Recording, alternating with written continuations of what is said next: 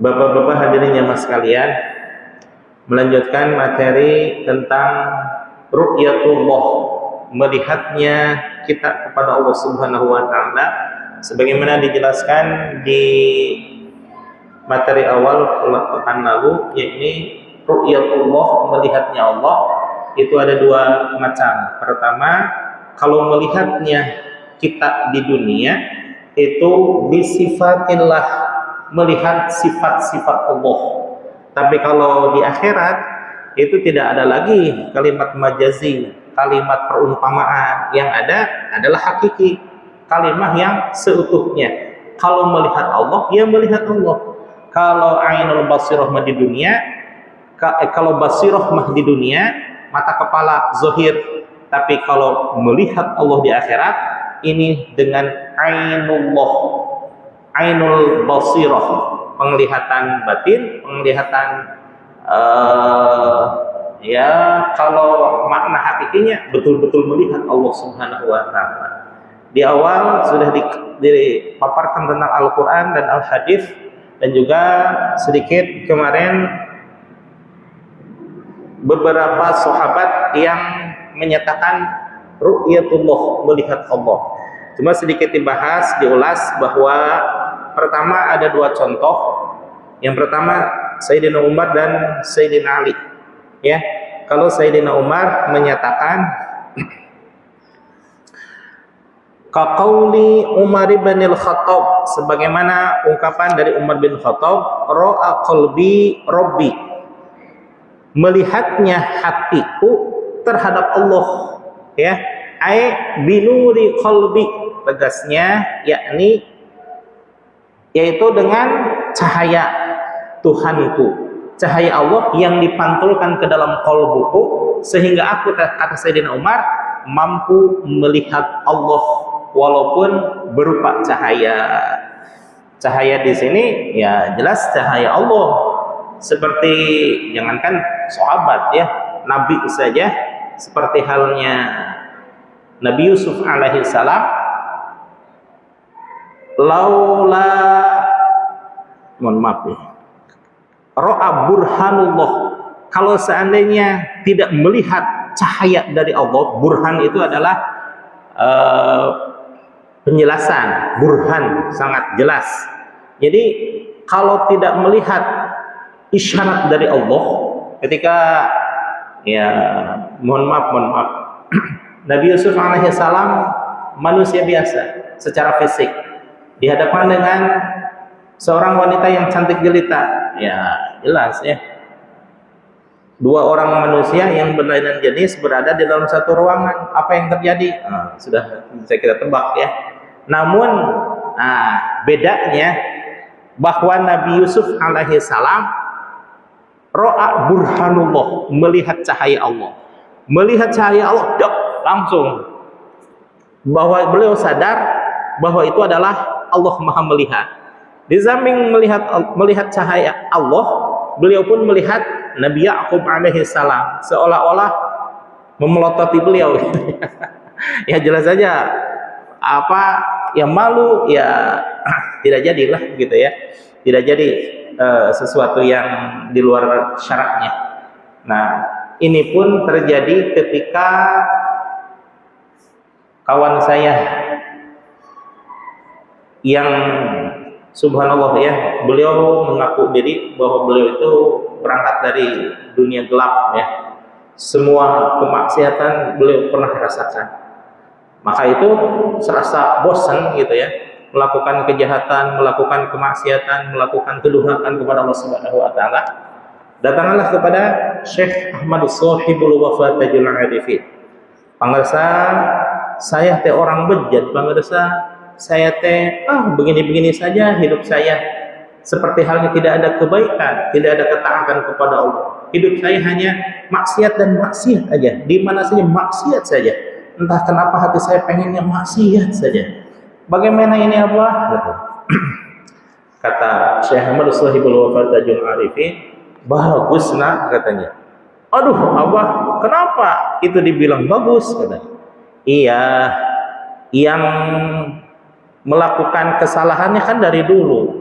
tapi dulu tidak sadar. Kalau sekarang melakukan yang melakukan, tapi sudah sadar bahwa itu teh kesalahan.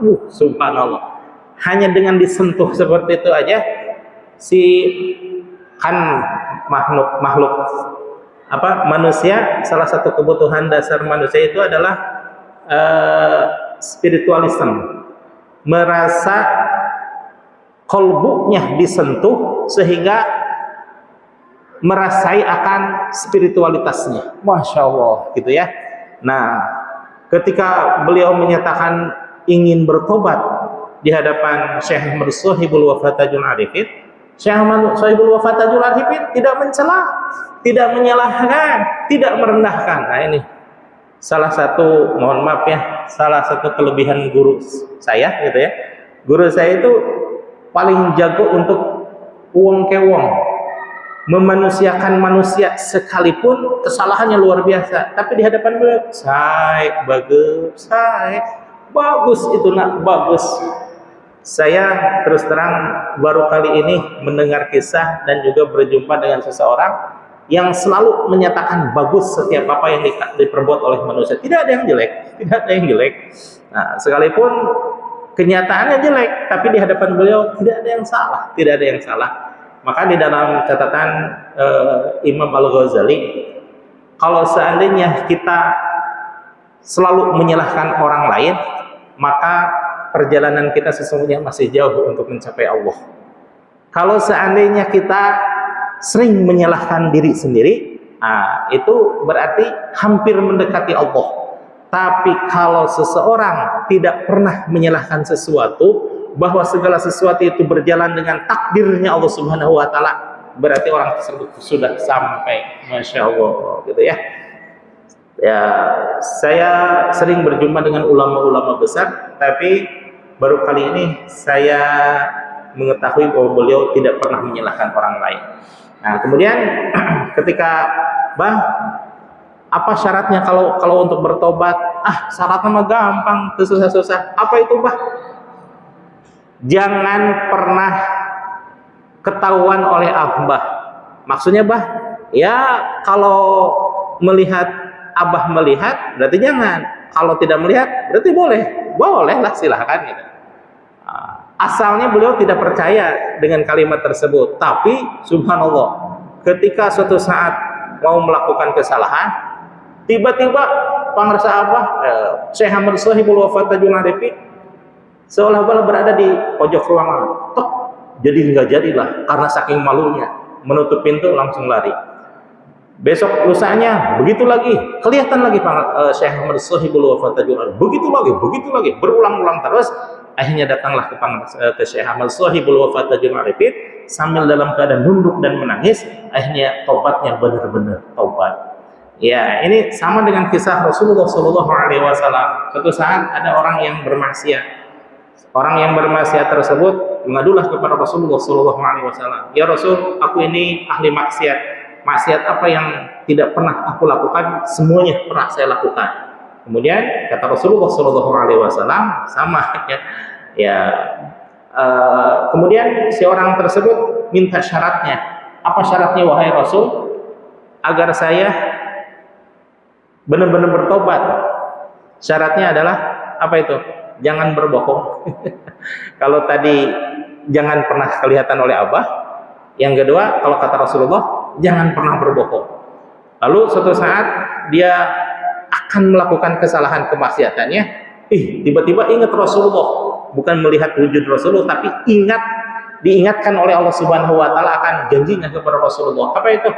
Kalau saya berbohong, maka saya melanggar janji. Tapi kalau saya menyatakan kejujuran bahwa saya begini-begini, waduh, malu atuh saya di hadapan Rasul, takut-takutnya dihukum, nggak jadi. Besoknya lagi nggak jadi, besoknya lagi nggak jadi, berulang-ulang. Akhirnya datang kepada Rasulullah, ya Rasulullah, aku nggak usah lama-lama lah, sekarang aja saya ingin bertobat dan saya menyatakan diri masuk Islam. Subhanallah, ya. Jadi ada beberapa sentuhan yang membuat orang merasa tersanjung, sekalipun dia orang bejat. Nah, apa itu resepnya? Ya, mengikuti akhlak Rasul. Mengikuti akhlak Rasul itu bukan setengah-setengah dan bukan dipaksakan, bukan sandiwara, tapi betul-betul dari hati, betul-betul ya semata-mata mencontoh aja perilaku Rasul, dan itu terjadi. Dan subhanallah, itulah yang disebut dengan burhanullah, gitu ya. Nah, kembali kepada Sayyidina Umar, bahwa ro'a qalbi rabbi, aku melihat Tuhanku dengan cahaya batinku. Melihatnya aku kepada Allah melalui qalbi, melalui qalbu yang Allah pantulkan cahayanya, sehingga aku melihat cahaya tersebut. Binuri rabbi, dengan cahaya Allah, dengan cahaya Allah lah aku bisa melihat dan merasakan akan kehadiran Allah, gitu ya. Bagaimana dengan ungkapan Sayyidina Ali, wa qawli Ali ibn Abi Thalib, dan berkata Sayyidina Ali karramallahu wajhah, Sayyidina Ali bin Abi Thalib, kalau boleh radhiyallahu anhu, ada juga karramallahu wajhah, karena ini satu-satunya ungkapan selain dari radhiyallahu anhu, semoga Allah meridhoinya, adalah karramallahu wajhah, dan itu hanya diperuntukkan untuk Sayyidina Ali karramallahu wajhah, karena beliau tidak pernah dilihat dan tidak pernah melihat aurat orang lain. Bagaimana ungkapan Sayyidina Ali, la a'budu rabban, saya tidak pernah menyembah Tuhan, lam arahu, yang tidak pernah aku lihat. Subhanallah ya. Ini kalau terdengar begitu saja oleh orang-orang non-muslim, ateis misalkan ya, bahwa Sayyidina Ali tidak pernah beribadah kepada sesuatu yang tidak pernah beliau lihat. Kan selama ini tidak pernah kita lihat ya. Kata Allah menghadaplah ke kiblat, menghadap ke kiblat. Kalau kata Allah menghadap ke Ka'bah, menghadap ke Ka'bah. Kata Allah salatlah di masjid dan di mushola, salat kita di masjid dan mushola. Dan tidak pernah kita melihat wujud Allah seperti apa, bagaimana dia, kemudian seperti apa dia, tidak pernah. Yang ada adalah qalbu kita menerima apa yang diperintahkan oleh Allah dan Rasulnya, serta mencontoh orang-orang yang senantiasa melaksanakannya. Kan kita tidak pernah ya. Rasulullah katakanlah hidup sekitar 1446 tahun yang lalu, tapi kita mengaku bahwa semua amalia kita itu adalah dari Rasulullah SAW. Betulkah dari Rasulullah SAW? Betul. Kenapa? Karena ada yang menyampaikan sampailah di hadapan kita, gitu ya. Seperti halnya mohon izin nih. Kita mengenal melalui kitab Sirrul Asrar ini ada 7 jenis zikrullah. Tapi yang mohon izin saya tidak lengkap semuanya, hanya yang saya tahu adalah zikir jahar dan zikir khafi aja ya. Betulkah zikir jahar dan zikir khafi tersebut ucapannya seperti itu, lafaznya seperti itu, gerakannya seperti itu, dan lain sebagainya, seperti ghammid ainaika wa alsaq lisana, kemudian wakul, pejamkan dua matamu, kemudian lekuk lidahmu ketika mengucapkan zikir khafi, dan ucapan olehmu Allah, Allah, Allah. Betulkah seperti itu? Saya mendapatkan, atau kita mendapatkan dari Syekh Ahmad Shahibul Wafat Hajjul Arifin. Syekh Ahmad Shahibul Wafat Hajjul Arifin mendapatkan dari Syekh Abdullah Mubarak bin Nur Muhammad. Syekh Abdullah Mubarak bin Nur Muhammad mendapatkan dari Syekh Tolhah Kalisapu Cirebon.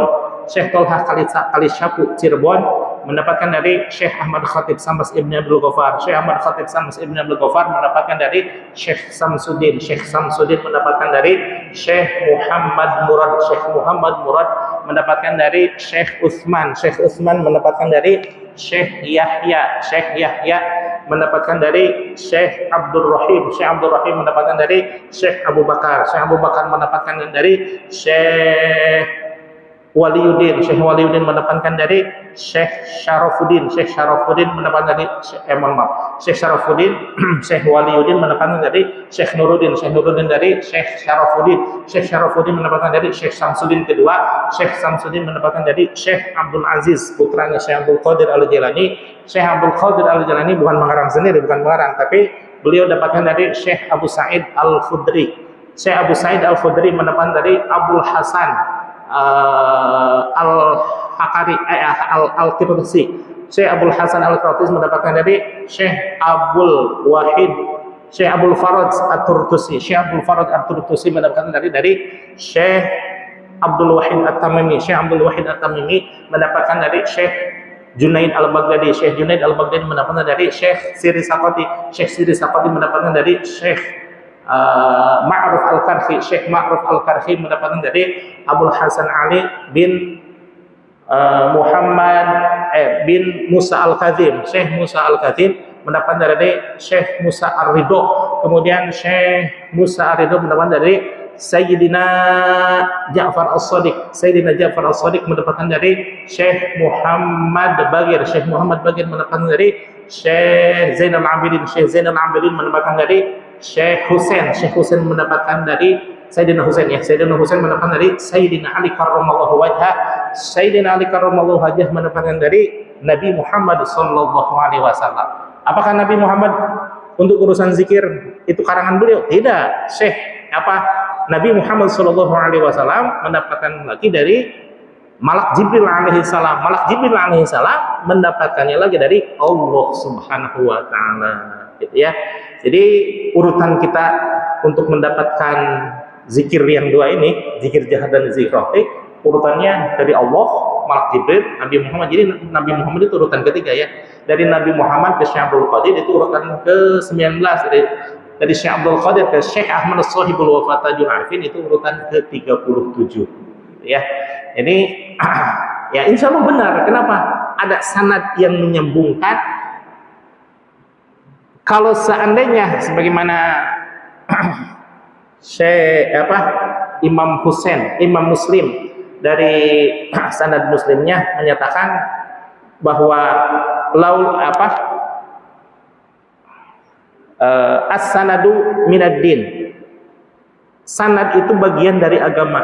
Laula sanad laqala man qala.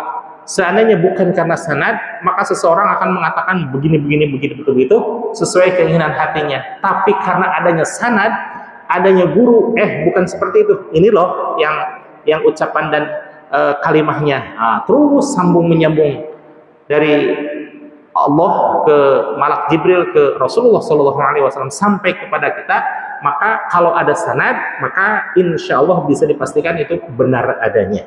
Tapi kalau tidak ada sanad, itu sebagaimana tadi dikatakan Imam Muslim, laulal sanad maqala man qala. Seandainya tidak ada sanad, maka seseorang akan menyatakan begini dan begitu sesuai keinginannya, gitu ya. Maka alhamdulillah kita berguru itu memiliki sanad keilmuan yang jelas. Bagaimana ungkapan Sayyidina Ali, la a'budu rabban lam arahu, bahwa aku tidak pernah menyembah sesuatu yang tidak pernah aku lihat. Subhanallah, ya. Kalau seandainya ini diterjemahkan secara letterlek seperti itu saja, ya, mungkin orang non muslim menyatakan, umat Islam aja katanya tidak pernah melihat Tuhan. Tapi ini Sayyidina Ali yang merupakan sahabat Rasulullah, masa katanya tidak pernah beribadah? Berarti beliau tidak pernah beribadah dong kepada Tuhannya, katanya. Bukan seperti itu, ya. Tapi melihatnya Sayyidina Ali melalui qalbunya. Sedangkan qalbu itu ada 7 lapisan, kan. Pertama di dalam sebagaimana di dalam hadis qudsinya Allah Subhanahu wa taala, banaitu bani adama qasran, aku menciptakan manusia itu ada sebuah istana, dan istana itu maksudnya dada, gitu ya. Wa fil sadri wa fil qasri sadri, di dalam istana tersebut ada dada. Wa fil sadri qalban, dan di dalam dada tersebut ada hati. wa fi qalbi fuadan, dan di dalam hati tersebut, qalbu itu ada fuad, mata batin, wa fil fuadi syagofan, di dalam hati tersebut ada syagof, lengkungan yang lebih dalam, wa fi syagofi lubban, ada di bawahnya syagof itu ada lubban, wa fil lubi sirron, dan di dalam lub itu ada sir, wa fi sirro wa fi sirri anak, kata Allah Subhanahu wa taala, dan di dalam sirnya itulah aku berinteraksi dengan manusia. Wallahu innallaha yahulu bainal mar'i wa qalbih, sesungguhnya Allah Subhanahu wa taala berinteraksi dengan manusia itu dengan qalbunya. Jadi Sayyidina Ali melihatnya Sayyidina Ali kepada Allah Subhanahu wa taala itu melalui qalbunya, gitu ya. Mungkin ini pula hadirin jemaah sekalian, bahwa tasawuf itu dianggap sesuatu yang ekstrim, karena ya bahasanya itu melihat Allah. Ini ungkapan Sayyidina Umar dan Sayyidina Ali. Bagaimana ungkapan Rasulullah? Itu terungkap di dalam hadis yang nomor 2, di dalam hadis Arba'in, hadis yang 41 ya, 41 hadis yang diriwayatkan disusun oleh Imam An-Nawawi, yang di seluruh pondok pesantren itu semuanya dipelajari itu ya. Ketika Malak Jibril alaihi salam, ini urutan ketiga ya pertanyaannya, ada iman, Islam, ihsan, dan juga terakhirnya itu tentang yaumul qiyamah. Maka ketika Malak Jibril alaihi salam bertanya kepada Rasulullah sallallahu alaihi wasallam, akhbirni ya Rasul, akhbirni anil ihsan, terangkan kepada saya apa itu yang disebut dengan ihsan. Maka menjawablah Rasulullah sallallahu alaihi wasallam, faqala, kemudian menjawablah Rasul, bahwa anta'budallaha ka'annaka. Ada kalimat ka'annakanya ya, ka'annaka tarahu. Engkau beribadah kepada Allah seakan-akan engkau melihat Allah, gitu ya. Jadi di dalam ungkapan tasawuf ini Rasulullah Shallallahu Alaihi Wasallam, para sahabat terutama Sayyidina Umar dan Sayyidina Ali menyatakan melihat Allah. Melihat Allahnya bagaimana? Dua pengertian. Kalau di alam dunia melihat Allah itu dengan ainul basirah, mata batin. Tapi kalau di akhirat nanti melihatnya kita kepada Allah itu secara hakiki. Ya melihat seperti kita di alam dunia, gitu ya. Di depan ada motor berseliweran, di depan ada bendera dan lain sebagainya, seperti begini aja lah, gitu ya. Fadzalika, maka dari semua itu, kulluhu, yakni semuanya, musyahadatus sifati, melihatnya dengan sifat, melihatnya makhluk kepada khalik dengan sifat khalik. Sifat khalik itu apa? Ar-Rahman, Ar-Rahim, Maha Pengasih, Maha Penyayang, bahwa segala sesuatu diliputi oleh kasih sayang Allah, gitu ya. Kama anna man ro'a, sebagaimana perumpamaan bahwa seseorang melihat syi'a asyamsi, akan sinar matahari, akan adanya sinar matahari, minal miskati, dari miskah. Miskah itu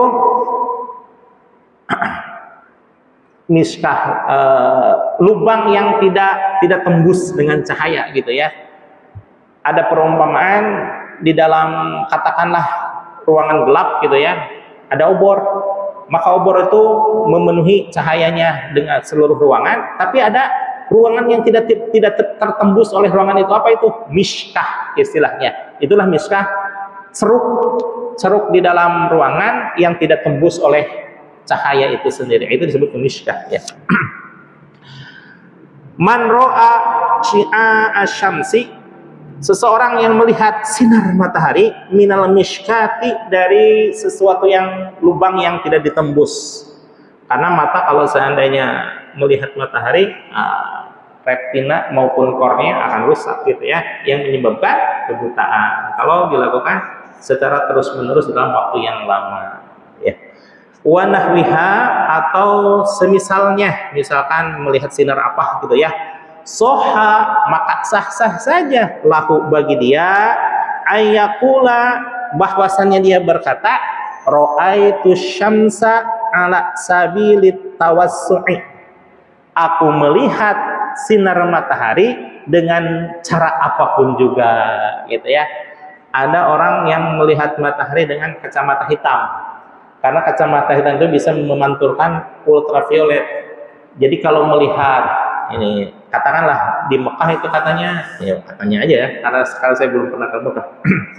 Nah, orang yang sedang umroh atau haji itu disarankan sangat untuk memakai kacamata hitam. Kacamata hitam, nah, terserah bagaimanapun harganya, ya.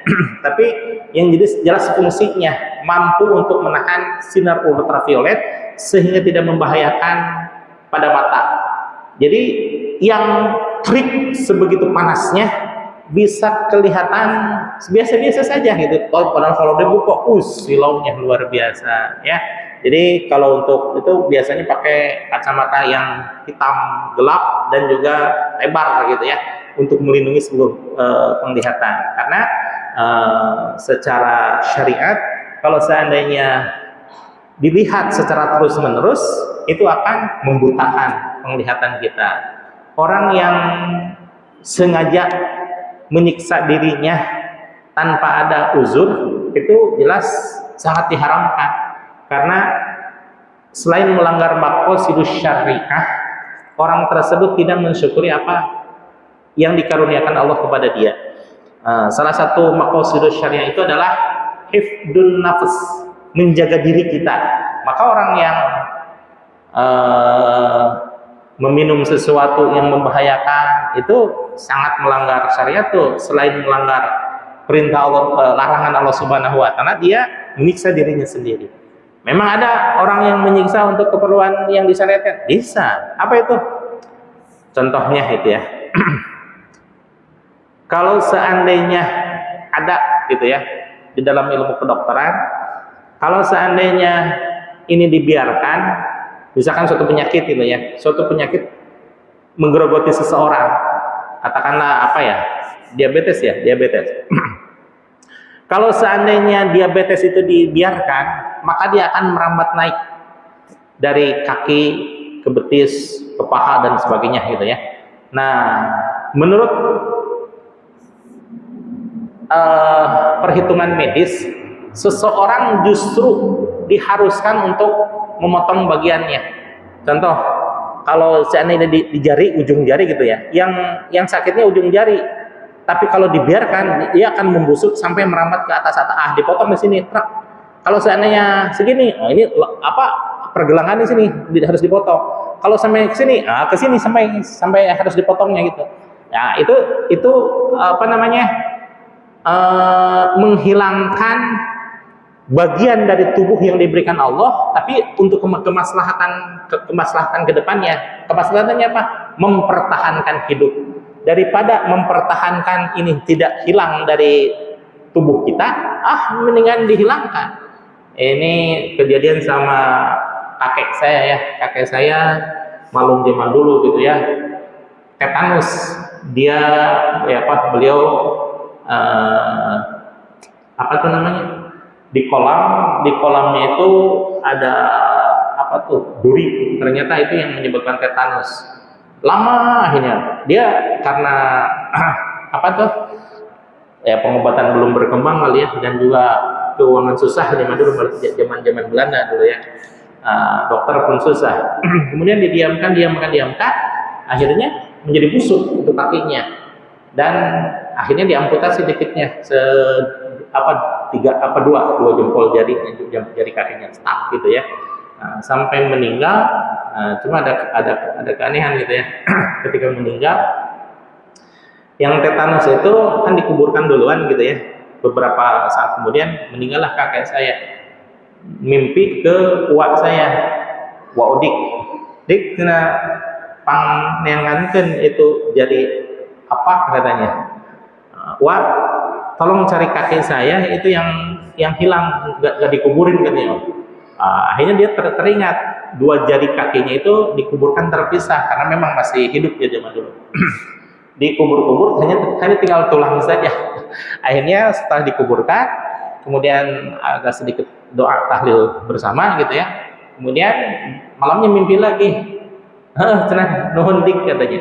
Iya wa dik, makasih ya katanya sudah mengembalikan bagian tubuh saya gitu.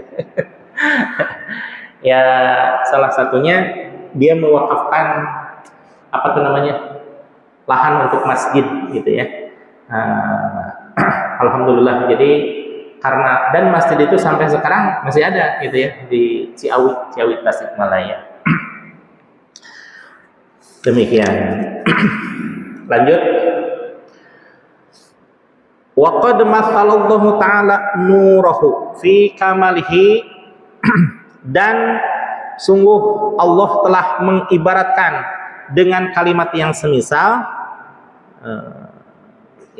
dengan kalimat yang semisal fi kalamihi, di dalam ucapannya, di dalam firmannya, bi'atibarin, dengan i'tibar, dengan pengambilan pelajaran, sifatihi, yaitu melihat dengan sifatnya, biqaulihi ta'ala, dengan ucapan atau firman Allah Subhanahu wa taala, mathalu nurihi kamishkatin fiha misbah.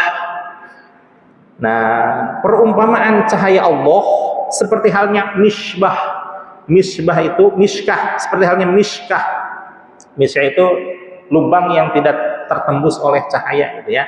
Fiha al-misbah, di dalam miskah tersebut itu ada misbah, ada pelita. Al-misbahu fi juzajah, bahwa pelita tersebut ada di dalam kaca. Kalau sekarang mungkin ya sejenis petromak gitu ya, pelita di dalam kaca, ya petromak lah gitu ya. Az-zujajatu ka'annaha kaukabun dzurriyyatun. Kaukabun dzurriyyah. Kaukabun dzurriyyah ini adalah cahaya yang bersinar, seperti halnya bahwa cahaya talim kaca tersebut bercahaya laksana bintang yang gemerlapan. Nah, ini perumpamaan Allah ya. Yuqadu min syajaratin mubarakah, yang diambil dari syajarah mubarakah, pohon yang bersinar karena keberkahannya, yaitu zaitunatil la syarqiyah, seperti halnya dinyatakan dengan minyak zaitun ya. Salah satu dari keberkahan yang ada itu zaitun. Watini wa zaitun, seperti halnya demi Allah memperumpakan pohon tin dan buah tin dan buah zaitun. Watini wa zaitun, demi buah tin dan buah zaitun. Apakah Allah bebas untuk bersumpah dengan makhluk-makhluknya seperti wasyamsi wal qamar wadduhaha wan nahli, seperti halnya kuda perang.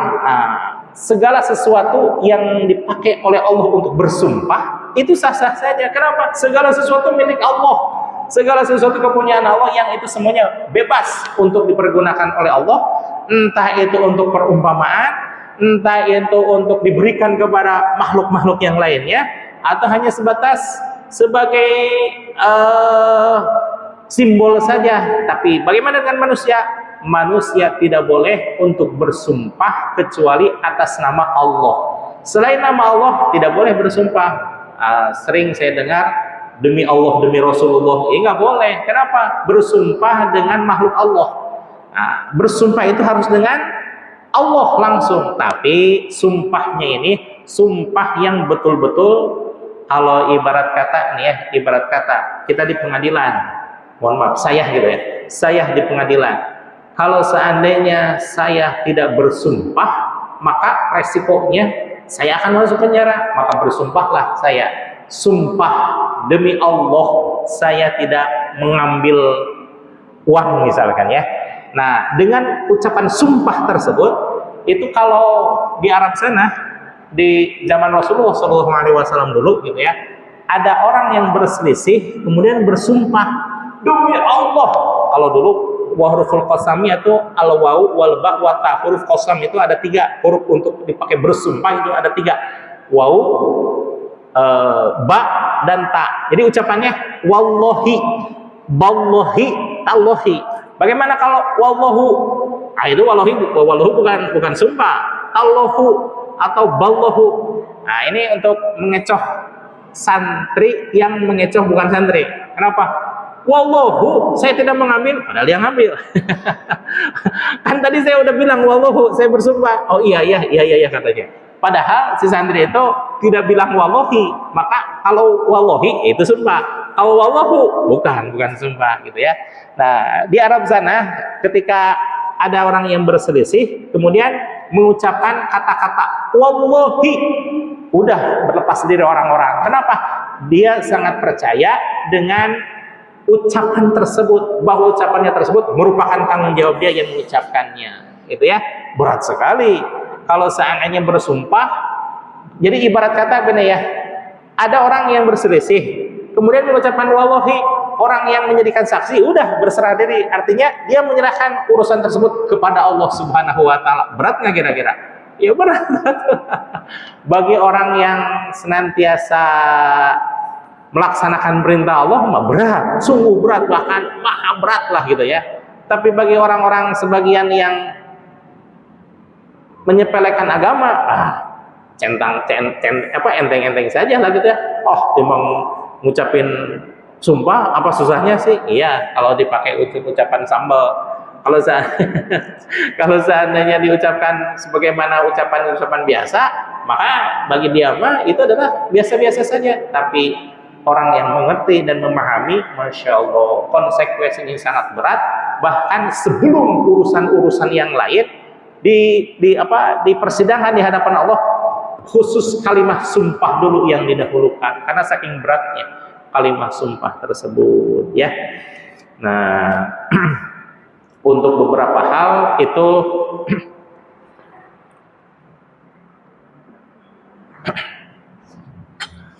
memang budaya itu mempengaruhi akan menjalankan perintahnya ya. Seperti halnya kita gitu ya, di jalanan misalkan kesenggol dikit, pada minggir kan dua-duanya. Kalau dengan siapa ya dobrak gula tuh ucapan dan macam-macam sampai ribut lah dulu ya, akhirnya ya pertanggungjawaban lah biasa keluar. Kalau di Arab sana katanya, saya Darul Mustafa wa Dakwah itu kan dua kiainya lulusan Yaman Selatan, LC gitu ya. Nah, kalau di Arab sana, kalau di Yaman sana nggak ada urusan kayak di Indonesia. Kalau di pinggir jalan nenggol gitu, bahkan sampai jatuh, terlihat penyoknya gitu ya. Keluar dua-duanya, Allahumma sholli ala sayyidina Muhammad, sallallahu alaihi, udah bebas perkara katanya. Luar biasa saya bilang. Ya, itu karena saking memperhatikannya, peduli dengan urusan agama ya. Maka kita sedikitnya ya bolehlah mencontoh budaya-budaya luar sana, luar dari Indonesia gitu ya, yang betapa untuk urusan agama itu luar biasa dahsyat memperhatikannya. Kemudian kalau mohon maaf, salah satu organisasi di Indonesia gitu ya, untuk urusan berjamaah saya melihat kurang begitu sergap, kurang begitu gercep gitu ya untuk urusan berjamaah. Tapi lihat, ada salah satu kelompok yang ketika terdengar suara azan, saya salut pada kelompok tersebut ya, betapa orang tersebut akan meninggalkan pekerjaannya. Banyak warung yang ditinggalkan persis sama di Arab katanya. Kalau hujan pakai payung, subhanallah. Jadi berjamaah itu di dalam pikiran mereka itu merupakan nomor satu dan tidak bisa ditawar-tawar. Kalau kita hujan udah libur gitu. sebagian mohon maaf. Jadi bolehlah kita untuk bercermin kepada orang lain kalau untuk masalah yang baik-baik. Insya Allah mudah-mudahan kita semakin hari semakin depan semakin baik lagi.